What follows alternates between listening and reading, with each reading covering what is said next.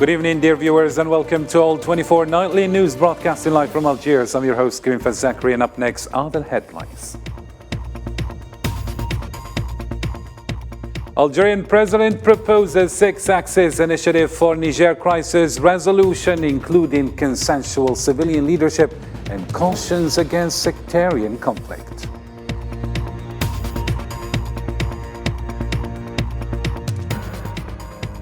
Also in our news, Algeria collaborates with UN on Mali's MINUSMA mission replacement plan, and Bamako stresses commitment to peace agreement and dialogue.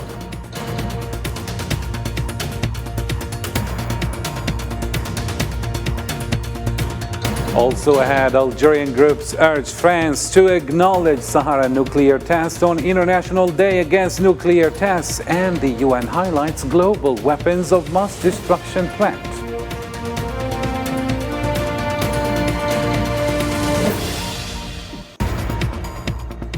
Darfur airstrike coincides with Al Burhan's Cairo visit and Hamiditi's federal system proposal and political army exclusion.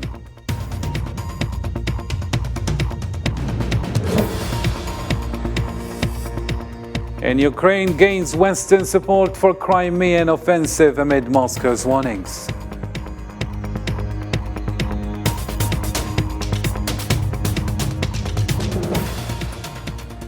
Hello again, and thank you for joining us. First off in our topical news, Algerian Foreign Minister Mr. Ahmed Attaf revealed an initiative by President Abdelmajid Tebboune to address the Niger crisis. The plan features 6 aspects, including a 6-month transition period.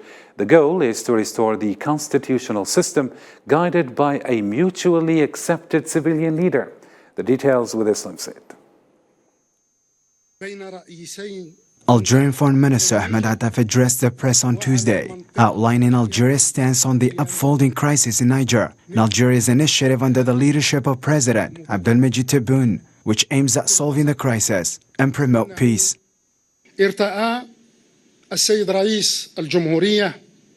The President of the Republic decided to present an initiative for the political solution to the crisis in Niger within the framework of a vision that guarantees respect for the principle of the illegality of unconstitutional changes on the one hand, and to achieve the gathering of everyone around the peaceful option away from any military intervention on the other hand.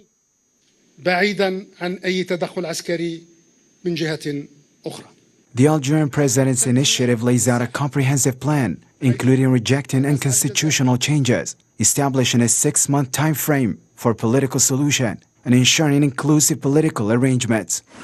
Algeria's approach aligns with maintaining regional stability and safeguarding Niger's interests through political consensus among all parties. The minister highlighted diplomatic efforts, including direct communication with Niger's foreign minister and discussions with regional leaders and international officials. Under the direct guidance of the President of the Republic and under his constant follow-up, Algeria has initiated contacts and consultations with the various actors, whether inside or outside Niger, to contribute to calming the situation and encourage everyone to gather around the political option as the best solution to end the crisis and avert its dangers on Niger and on the region. The main objective of these contacts and consultations was to build regional and international momentum on the political option to resolve the crisis in Niger. Minister Attaf emphasized the pitfalls of military intervention, referencing past failures in Iraq, Syria, Libya, and Somalia. Algeria stands firm in its belief that a political solution is the key to avoiding such consequences. There is no doubt that the history of our region is replete with bitter experiences that have proven and continue to prove the disastrous effect of military interventions. We have enough lessons in Iraq, Syria, Libya, and Somalia that must be invoked to draw inspiration from them for restraint, caution, and patience in dealing with the current crisis in Niger. As tensions escalate, Algeria's role remains crucial in the region.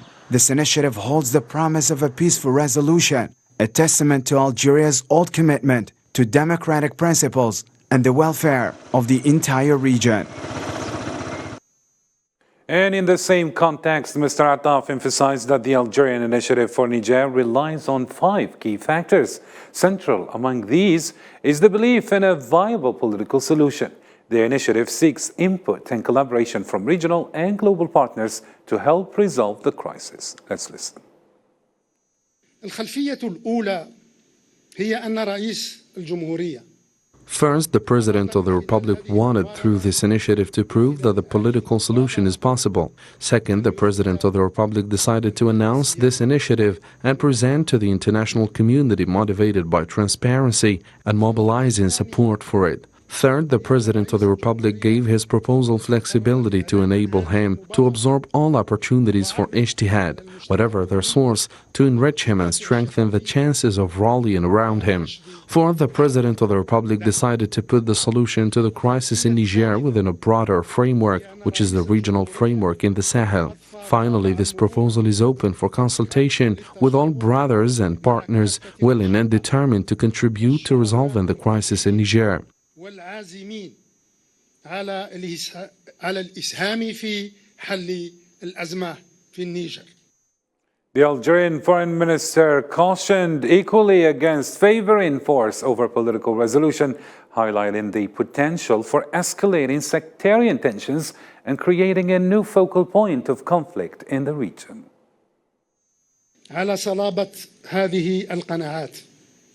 Based on the solidity of these convictions, Algeria has warned its brothers in the region and its partners across the world against the consequences of resorting to force rather than finding a political solution, and from the risk of igniting a looming sectarian conflict and of pushing groups of Nigerians to emigrate and be displaced, as well as the imminent danger of creating a new conflict zone in the region, which could constitute an additional incubator for terrorism and organized crime in all its forms, and open the door to the unknown and the uncounted for its deaths in front of Niger and in front of the entire region. When asked about France's request to use Algerian airspace for strike in Niger, Mr. Attaf simply reiterated Algeria's rejection of military intervention as an option. بكل بساطة. Simply, we're against resort to force and against military solution. So how can we open the airspace to carry out military operations? الجوي للقيام بعمليات عسكرية. And in other news, the UN has urged ECOWAS to remove sanctions on Niger post-coup, citing potential dire humanitarian outcomes. Emmanuel Geniac, UNHCR representative in Niger, highlighted the political crisis, border closures, and ECOWAS sanctions leading to higher food and material costs. He emphasized the lack of readiness to handle sudden population shifts within a short time frame.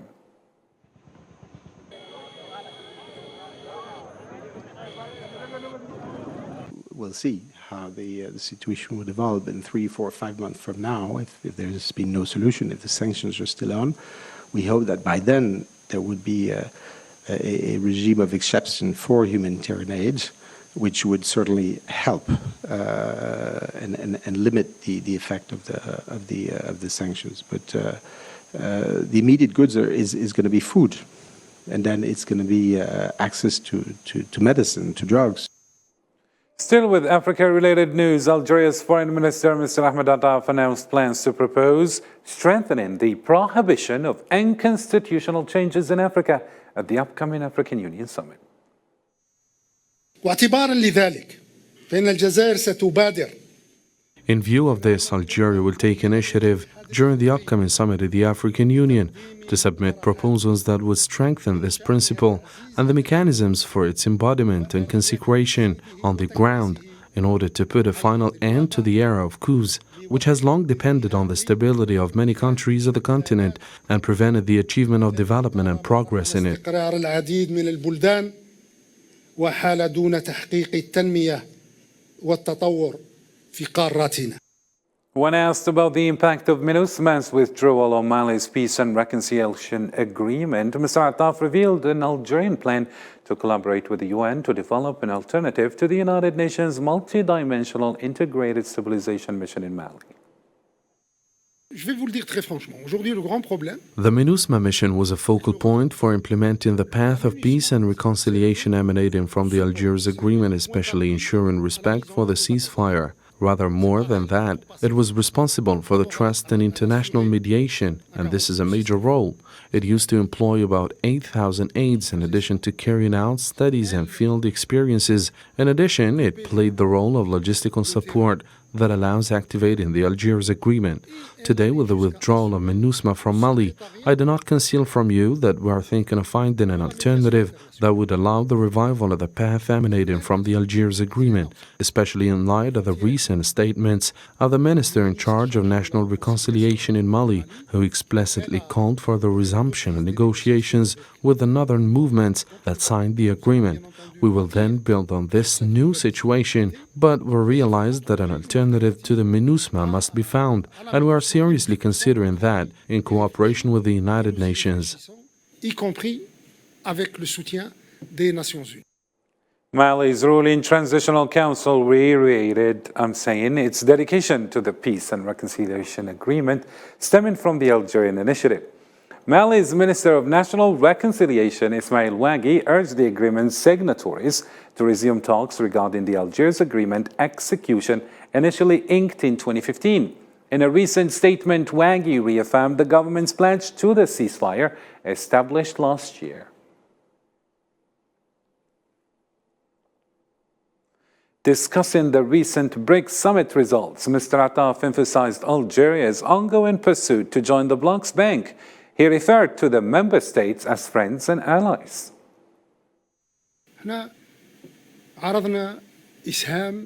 We have proposed our participation to reach certain mutual goals with the 5 countries taking part in the BRICS group. For particular reasons, we could not reach these goals, but BRICS countries, which are friendly states, all of them even before the BRICS. For example, during dictatorship, Brazilian refugees were living in Algeria, and the same for many refugees from other countries. So we have no problem with BRICS countries.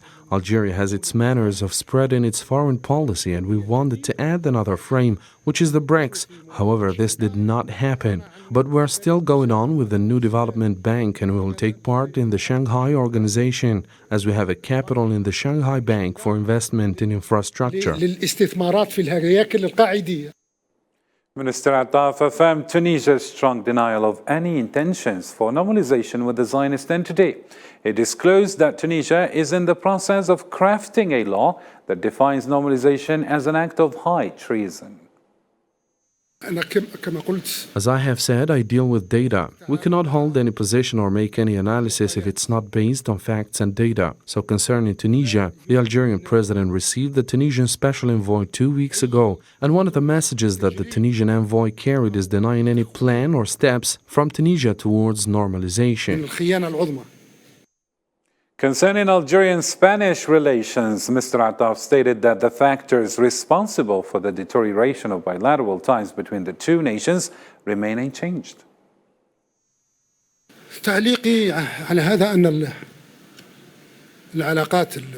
Relations between Algeria and Spain are still in the same status, and the reason behind the deteriorating relations are still on. So this is my comment about the situation.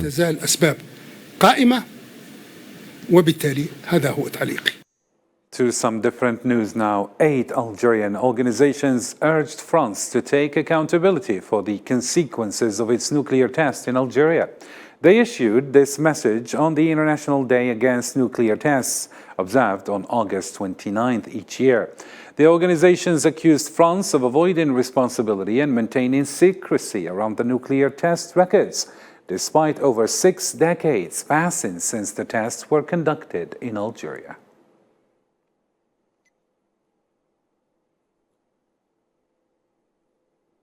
And in related news, Secretary General Antonio Guterres raised alarm about improving nuclear weapon accuracy and power, citing a risk of actual genocide. In his message for the International Day Against Nuclear Tests, he stressed the immense suffering from post-tests and urged global action to eradicate this destructive legacy.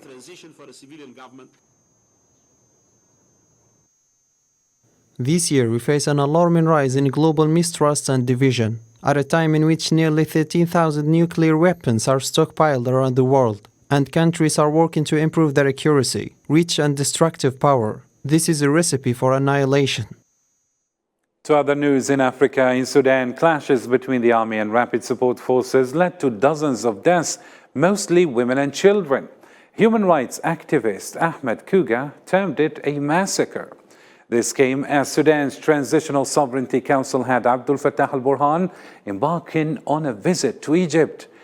This is his first visit since the conflict began. The updates with Salman Asib. Sudan's army chief Abdel Fattah al-Burhan has embarked on his inaugural foreign trip amid the turmoil that has gripped the nation, marked by escalating tensions between the military and the paramilitary rapid support forces. In Egypt, al-Burhan was warmly received by Egyptian President Abdel Fattah al-Sisi at Al Alamein airport. Addressing the press, General Burhan expressed his determination to quell the conflict and usher in a transitional phase leading to equitable and open elections. We're keen to put an end to this war and put an end to this tragedy. We in the army and the Sudanese armed forces are committed to establish a real transitional period after which the Sudanese people can establish their state through free and fair elections in which they choose who they want to be governed by. Pointedly, he assigned blame for igniting the conflict to the paramilitary rapid support forces, accusing them of horrendous atrocities. We in Sudan, as it's known, are facing a devastating war carried out by rebel groups that used everything that could destroy the Sudanese people. These groups practiced the most heinous types of crimes that could be classified as war crimes in Khartoum, Al-Ghanina, Naila, and in various parts of Sudan.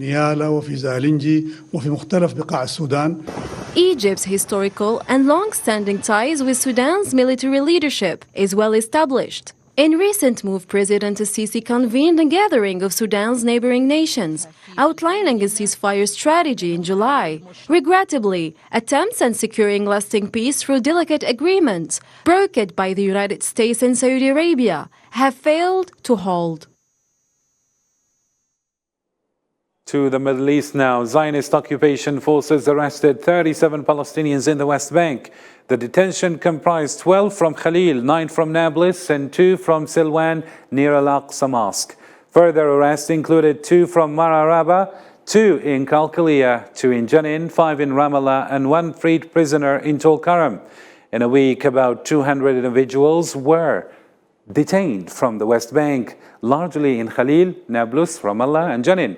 Over 5,000 Palestinians have been arrested this year. Families, especially of martyrs, students, and children, faced multiple arrests. Administrative detentions are increasing, targeting both new generations and former prisoners.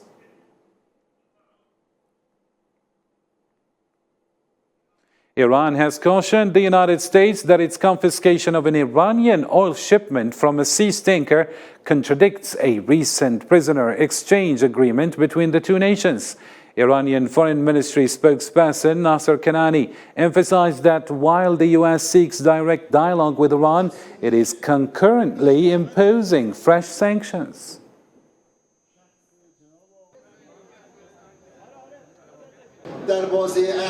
Recently, despite the deal between Iran and the United States on the prisoner swap, Iran has seen some provocative actions made by the U.S. government, including imposing no sanctions on Iran, seizing Iranian oil tankers, and so on. These actions are inconsistent and conflict with the message that the U.S. is ready to talk and reach an agreement with Iran. The U.S. government should seriously consider its behaviors towards Iran. And in other news, the Kremlin said Tuesday Russian President Vladimir Putin is not planning to attend the funeral of military chief Yevgeny Prigozhin following his death in a plane crash. Kremlin spokesperson Dmitry Peskov didn't say where and when the chief of the Wagner Group military company would be buried. Few hours later, members of the Russian National Guard stood along the fence, a cemetery in St. Petersburg, after they buried the head of the Wagner Group.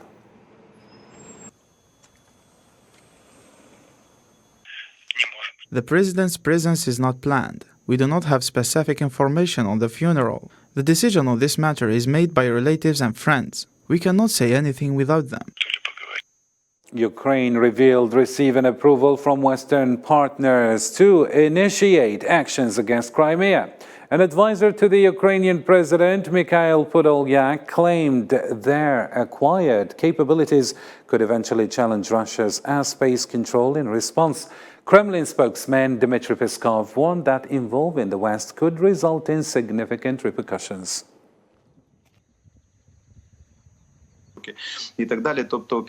Today we have all capabilities to destroy everything Russian on the Crimean Peninsula that Russia annexed in 2014. Remember, last year there was objection to this matter, but now considering the number of countries supporting us in this context, we can destroy everything Russian in the occupied territories.